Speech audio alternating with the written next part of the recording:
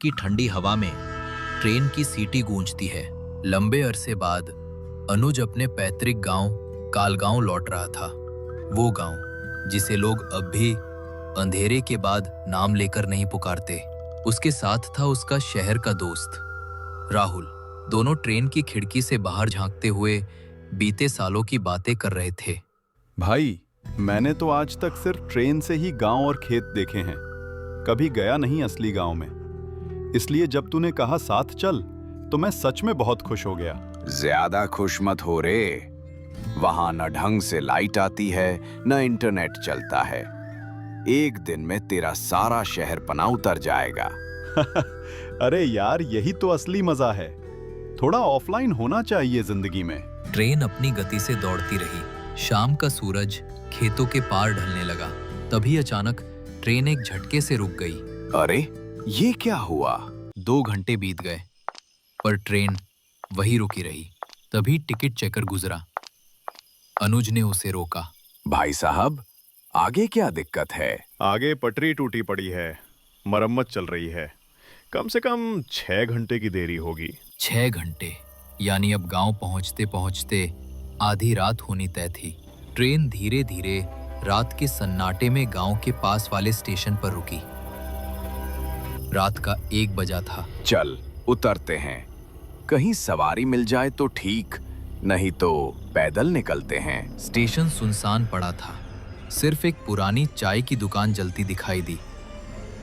दोनों उसी तरफ बढ़े। भैया, 2 कप चाय बना दोगे? हाँ हाँ, बैठिए, बनाता हूँ। चाय की भाप के साथ हवा में मिट्टी की महक घुल रही थी। दोनों ने चाय पी और उठने लगे। तभी चाय वाले ने पुकारा, भैया, मेरी बात मानो। इस वक्त कालगांव मत जाओ। रात में वहां एक नर पिशाच का साया घूमता है।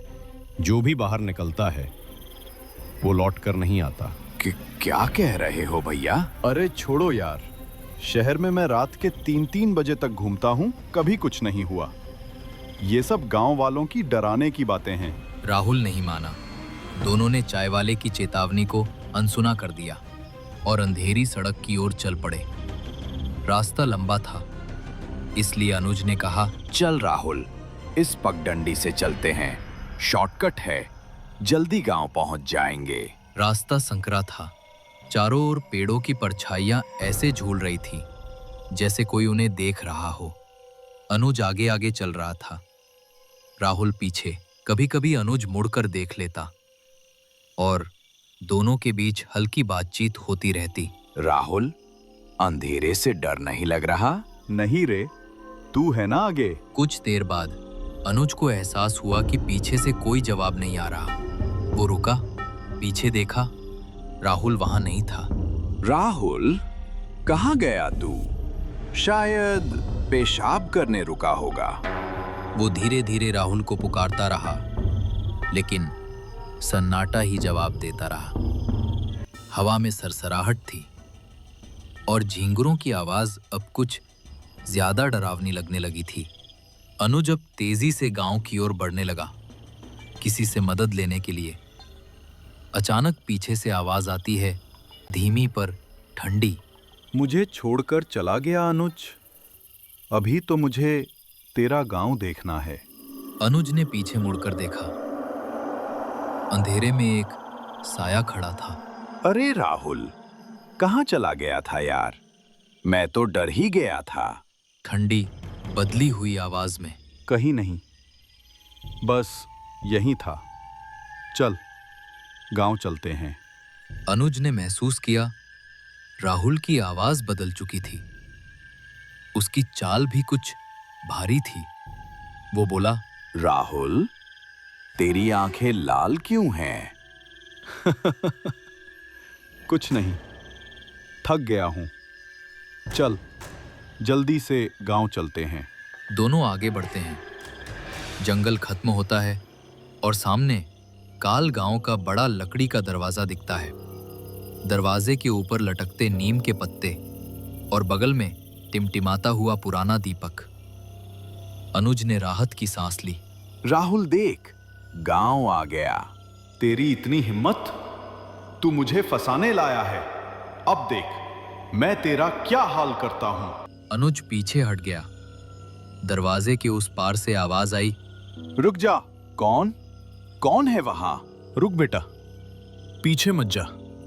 वो तेरे दोस्त का शरीर नहीं, एक नर पिशाच है।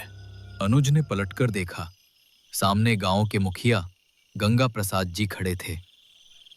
उनकी आंखों में चिंता थी और हाथ में जलता हुआ दीपक। रात की हवा और भी ठंडी हो चुकी थी।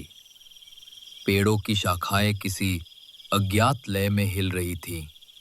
अनुज उस लकड़ी के दरवाजे के पास खड़ा था, जिसके इस पार था जीवित संसार और उस पार मृत्यु का इलाका।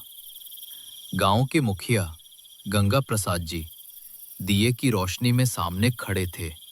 बच गया तू बेटा, वरना तू भी मारा जाता। कौन है तू? मुखिया जी, मैं अनुज हूं, रामपाल जी का बेटा। शहर से अपने दोस्त राहुल के साथ आया था, पर वो कुछ और बन गया। मुखिया जी की आंखों में गहरी चिंता उतर आई। उन्होंने दिए की लौ ऊंची की और बोले, मर गया तेरा दोस्त बेटा।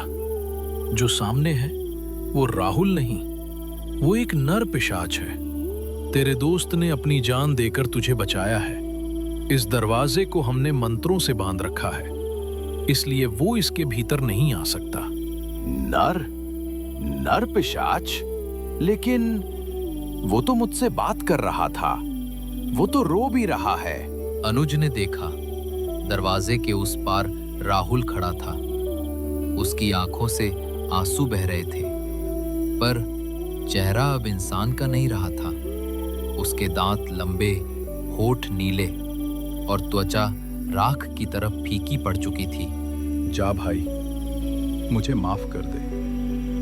जो मैं तुझे रात को यहां तक ले आया, हम वहीं रुक जाते तो शायद मैं भी बच जाता।